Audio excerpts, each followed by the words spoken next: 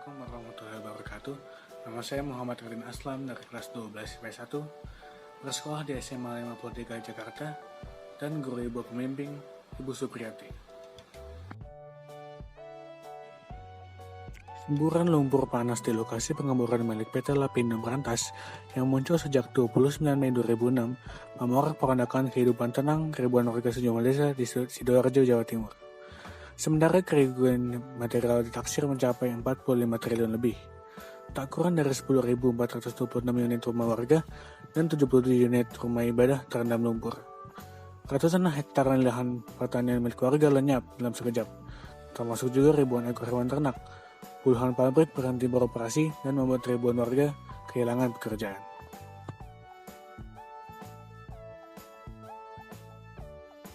Terdapat 3 aspek yang menyebabkan lumpur lapindo.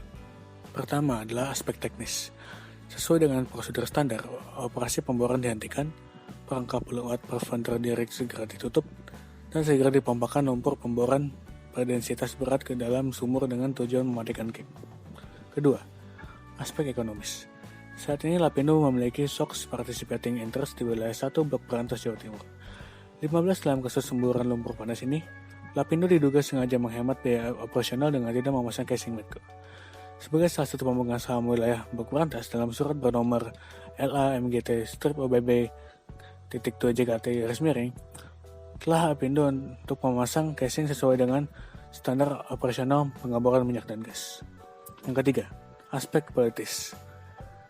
Sebagai legalitas usaha eksplorasi atau eksploitasi, Lapindo telah mengantongi izin usaha kontrak bagi hasil atau production sharing kontrak dari pemerintah sebagai otoritas pengusaha kedaulatan atas sumber daya alam. Dampak positif dan negatif terjadinya lumpur Lapindo. Dampak positif: 1. Tingginya antusias warga untuk menjadikan tanggul lumpur Lapindo untuk wisata alam. 2. Lumpur Lapindo digunakan untuk pembuatan bodi keramik. 3. Mineral dari lumpur Lapindo dapat digunakan untuk pembuatan baterai. Sementara dampak negatifnya adalah 1. Penduduk kehilangan tempat tinggal. 2. Mencemari lingkungan sekitar area lumpur Lapindo. 3. Tanah menjadi ambles. 4. Lumpur Lapindo juga memiliki kadar pH yang menyebabkan berbagai penyakit.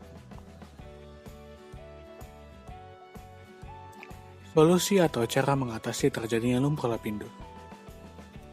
Pertama, berupa pengendalian lumpur dengan pengaliran lumpur ke Kali Porong.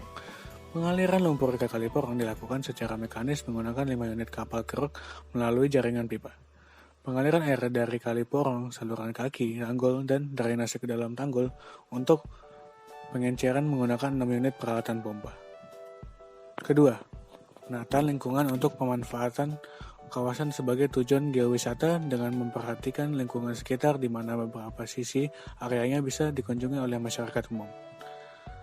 Ketiga, pengendalian banjir di wilayah terdampak menggunakan pompa pengendali. Yang ketiga, penanggulangan semburan lumpur, pengaliran lumpur ke Kali Porong, penanganan infrastruktur, dan mitigasi untuk melindungi keselamatan masyarakat. Pesan: agar hal ini tidak terulang lagi, hendaknya kita menjaga kelestarian ekosistem yang ada di lingkungan masing-masing dan tidak mudah menerima berbagai ajakan perusahaan dalam maupun luar negeri untuk mengeruk sumber daya alam dengan sembarangan.